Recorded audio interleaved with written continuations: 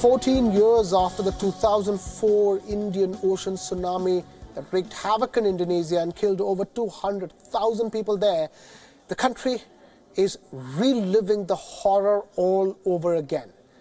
Indonesia sits on the ring of fire. The island country has often bared the brunt of natural disasters. On Friday, around 6 p.m. local time, an earthquake of 7.5 magnitude on the Richter scale struck Indonesia. The epicenter was Donggala, a town with a population of 300,000. Soon, a monstrous tsunami followed. Waves measuring up to 6 meters high hit Palu, the capital city of the island of Sulawesi. It swept everything that came in its way, from people to cars and boats.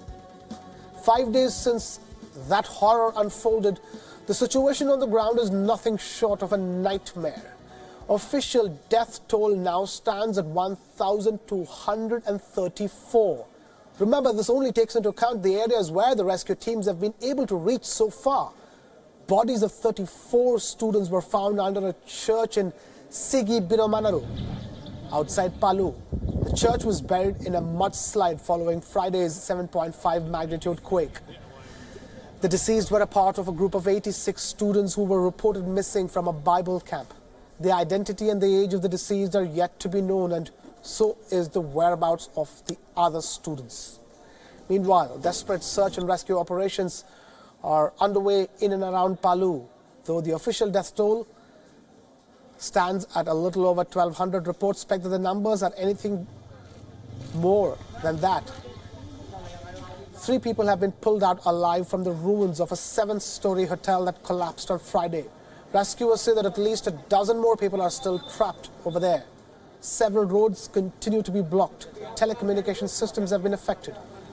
The airport connecting Palu too has been damaged. Locals are looting damaged shops in search of food, medicine and water in a desperate attempt at survival. Authorities have begun burying bodies in mass graves that have been dug across Palu in order to avoid the outbreak of any disease. Some of the graves stretch up to 100 meters. Amidst all the chaos, at least 1,000 prisoners have escaped detention centers across the disaster-hit areas.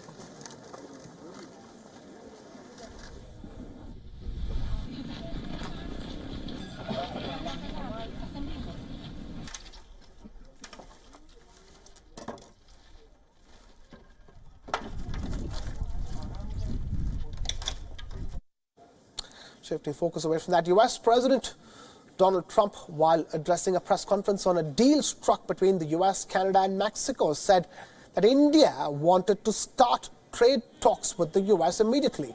President Trump described India as a quote-unquote tariff king, while saying that India called up in pursuit of talks and wanted quote-unquote to keep the president happy. Saying that he spoke to Prime Minister Modi, Trump said that India promised to lower the tariff on Harley-Davidson motorcycles. India, which is the tariff king, they called us and they say, we want to start negotiations immediately. When Bob Lighthizer said, what happened? You would never do this. They said, no, we want to keep your president happy. Isn't that nice? Isn't that nice? It's true. They have to keep us happy because they understand that we're wise to what's been happening. India charges tariffs of 100%. And then if we want to put a tariff of 25% on, people will call from Congress. But that's not free trade. And I'd look back to people and say, where do these people come from? Where do they come from?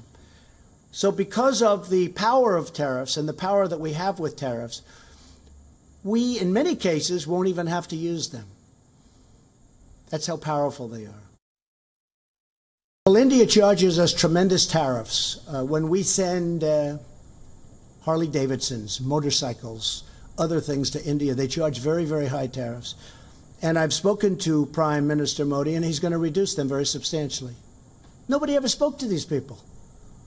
He said, nobody ever spoke to me. In other words, we've had leaders here. I'm not, trying to be overly dramatic. We've had presidents of the United States and trade representatives. They never spoke to India. Brazil's another one. That's a beauty. They charge us whatever they want. So if you ask some of the companies, they say Brazil is among the toughest in the world, maybe the toughest in the world. We don't call them and say, hey, you're treating our companies unfairly. You're treating our country unfairly. So India is a very, very high, they really charge tremendously high tariffs. On motorcycles, it was 100%. So you send a motorcycle into India, there's a 100% tariff. Now that's so high that it's like a barrier. In other words, who's going to buy it? Costs you so much. Now they've already reduced that substantially, but it's still too high. My relationship with India is great, with Prime Minister Modi is great, and they're going to start doing a lot. They've called us to make a deal. We didn't even call them. They called us to make a deal, which is like shocking to people. Any country really needs to do is they have to have a fair trade policy or they're not going to survive. It's nothing personal with India or anywhere else. It's a matter of business practice and what will work for the long term. We have good relations with India, and we're going to increase our trade relations, I believe, with India as time goes on. But trade cannot be one-sided. It has to be both-sided in order for it to truly work in the long run. Straight to the latest coming in on the farmer protests that threatened to enter India's capital, New Delhi. The Farmers' Union has rejected the Indian government's assurances and will continue with those protests.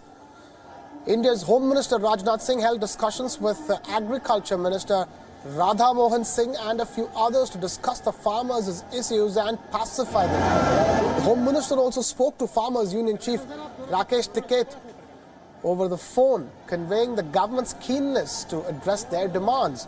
Thousands of farmers are marching from several cities of Uttar Pradesh to the country's capital, New Delhi. It's the 10th day of their protest march, and they're attempting to enter the national capital and make the government hear their complaints. But what it is that they want, the Kisan Kranti Yatra, which translates to Farmers' Revolution March, started on the 23rd of September and is attempting to enter the nation's capital, New Delhi, but is being blocked by security agencies. A memorandum is said to be submitted to the central government, comprising of 21 demands made by the farmers' groups. These include waiver of farm loan, free electricity to farmers, and allowing power connections to farmers to run tube wells for irrigation. Farmers' groups also want the Swaminathan Commission recommendations to be implemented.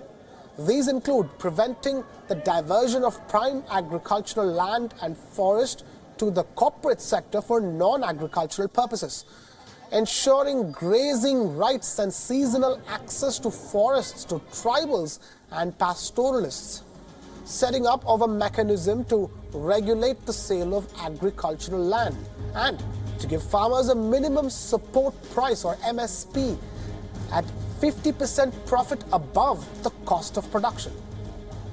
Fearing law and order situation, the Delhi police had sealed the borders and imposed prohibitory orders which will remain in force until the 8th of October. Protesters with hundreds of tractor trolleys and private vehicles were blocked at the Delhi-Uttar Pradesh border. They tried to break the barricades and enter the national capital. Meanwhile, Delhi's Chief Minister Arvind Kejriwal spoke out in support of the agitating farmers. ये दिल्ली में क्यों enter नहीं करने दिया जा रहा? दिल्ली में enter करने दिया जाना चाहिए. किसानों को दिल्ली में एंटर क्यों नहीं करने दिया जा रहा? गलत बात है. उनकी डिमांड्स के साथ है? बिल्कुल साथ है.